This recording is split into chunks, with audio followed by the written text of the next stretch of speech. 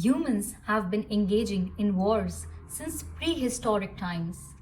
तो आज हम इस वीडियो में वॉर की एथिकलिटी को डिस्कस करेंगे.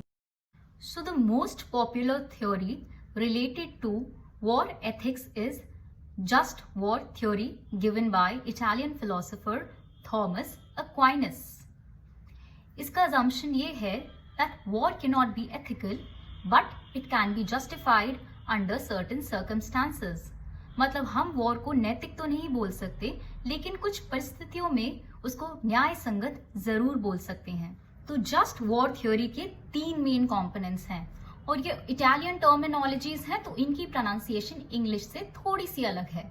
First is jus ad bellum मतलब कि just conditions for war. Second jus in bello just conduct during war. Third is jus post bellum मतलब कि justice after war. So what are the just conditions for war? First, it should be waged by a legitimate authority जिसको हम responsible ठहरा सकें for the actions during the war.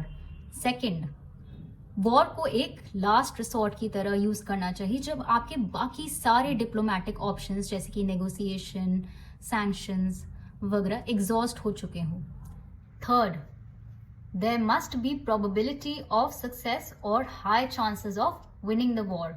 Fourth, principle of right intention मतलब कि just cause होना चाहिए जैसे कि self defense or defense of others to establish peace or protect the innocent lives. For example, the revolt of 1857 या Bangladesh liberation war of 1971. तो war veg करने के लिए ये 4 कंडीशंस का फुलफिल होना जरूरी है. However, legitimacy assess करना काफी सब्जेक्टिव होता है और पॉलिटिकल पर्पसेस के लिए कभी कभी उसे मैनिपुलेट भी किया जा सकता है.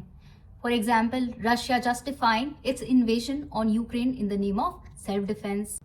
Now, just conduct during war.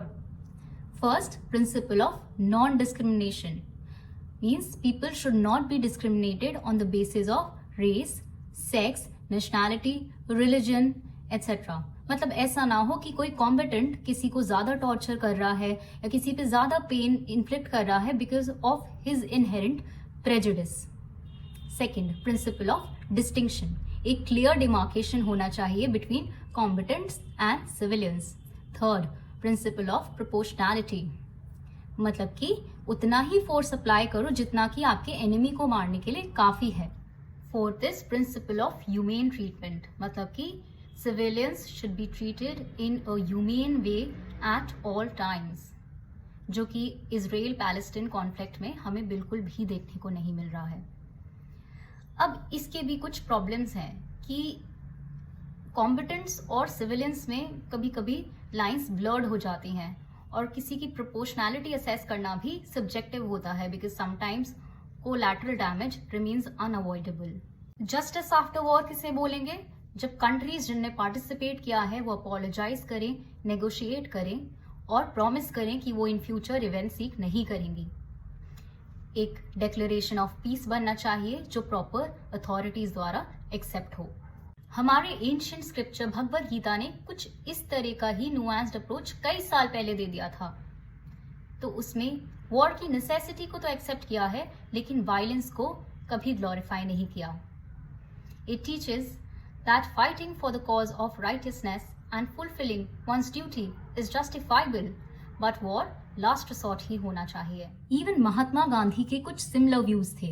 उनने बोला कि जब war inevitable हो तो उससे withdraw नहीं करना चाहिए पर courage के साथ साथ हमेशा attitude of restraint practice करना चाहिए to avoid unnecessary violence.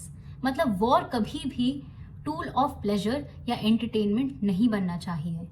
Contemporary world में काफी एजेंसीज हैं या ट्रीटीज हैं that try to limit and establish criteria that sanction the use of violence जैसे कि Hague Convention, Geneva Convention etcetera. अब आप ये बताइए कि what according to you holds greater significance, justice और peace? Let me know in the comment section.